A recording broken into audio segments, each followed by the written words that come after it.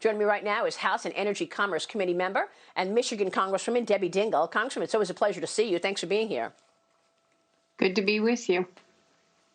How are you doing? How is your state doing in terms of coronavirus, Debbie?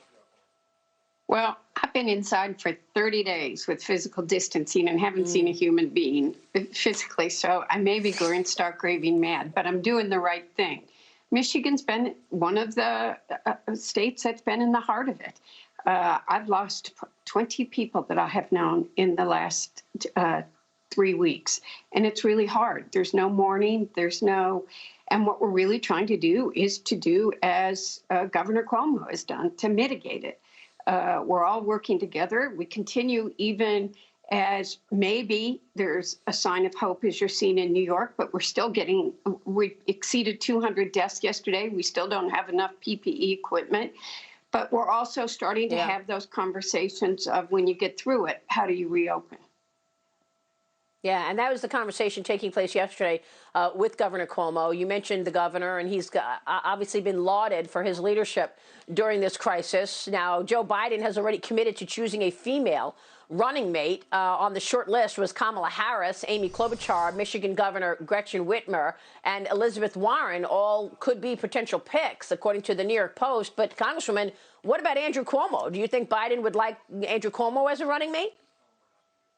I've known Andrew for 30 years, and I think he was made to lead in a crisis, and he's done a great job. But Joe Biden's already made a commitment that he'll appoint a woman, and I think that you should expect that a woman will be appointed. I don't even know if it'll be one of those 4 names you just listed, but I think he's made that commitment, and that's what you should expect. I mean, you know, when you look at what's taken place with Joe Biden, I mean, obviously he just got Bernie Sanders' support, and he's gotten a lot of support. But look, Congressman, you know he makes a lot of gaffes, and a lot of people question, you know, if he's going to be able to sustain by November. As a Democrat in a leadership position, would you supporting Andrew Cuomo instead of Joe Biden? No, look, I'm going to tell you something. Right now, I'm not doing any politics. I think we've all got to work together. I have lived with people scared to death. I am living with people scared to death. I'm trying to figure out how you reopen a factory. The American auto industry is still the backbone of the American economy. I'm dealing with the president of the UAW, their vice presidents, those workers. They know the role they have to play. How do you make sure workers aren't afraid to walk into a factory? How do you reopen an economy? I have no use for politics, period, on any side. No, we have to work together. I understand what you're saying, but we do have but to be clear, to be fair, Debbie, we have an election in November, you know, and now we're in the middle of a pandemic. So everything has changed. We're in the middle of the pandemic. I don't know how campaigning goes. I don't know how everything has changed. Everything has changed, and I think for most people, it's inappropriate right now to campaign. We don't need to take shots at each other. I have not done a single campaign thing since this pandemic started. What shot was I taking by asking you if you would support Andrew Cuomo? No, not what you. shot is anybody taking by just simply asking? Okay. No. By the way, I want to give you my condolences, Congresswoman. I did not know you lost so many people in the last 3 weeks. That is just terrible. I'm so sorry to hear that, Congresswoman. That's the last thing that I wanted to hear from you after what you've been through. Yeah.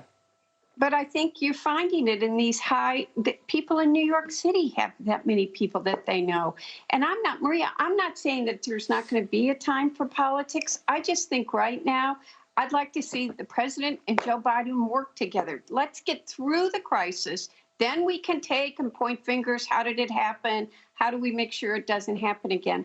But right now, I just think it's wasted energy to put into political fighting when we need to all be together fighting an invisible enemy. Yeah. And I know I sound Pollyannish, but there's nothing. Yeah. No, it's not Pollyannish. It just looked like it looked like they were building up to something yesterday when the president's in Washington saying, I have the total control, and I'll tell you when the economy's opening. And then you got Andrew Cuomo in New York, you know, surrounded by 5 other governors. They're all in unison saying, well, we're going to open up our region of the country. Dagan, I mean, yesterday's picture, side by side, set up for a political fight between President Trump and Governor Cuomo. I'm just saying what I saw. You are right about that. And the president's got to work with those governors. They're the ones that are on the ground. Yeah. They're the ones that know their state. And I'll tell you something else. I said this to the White House last week. I've said it to my governor, who's a Democrat so hard last week is you can't just bring business together. You've got to bring that worker as part of the discussion because they're your greatest asset. And a lot of them are afraid to go back to work. They're scared to death about having lost their job. How are they going to live? But they're scared to death of what it means to go back to work too. Yeah, no, I understand that. Congresswoman, it's good to see you this morning. Thank you so much. Good to see you. Be healthy. Congresswoman Debbie Dingell. And to you, thank you so much. Stay strong and stay safe, Debbie Dingell.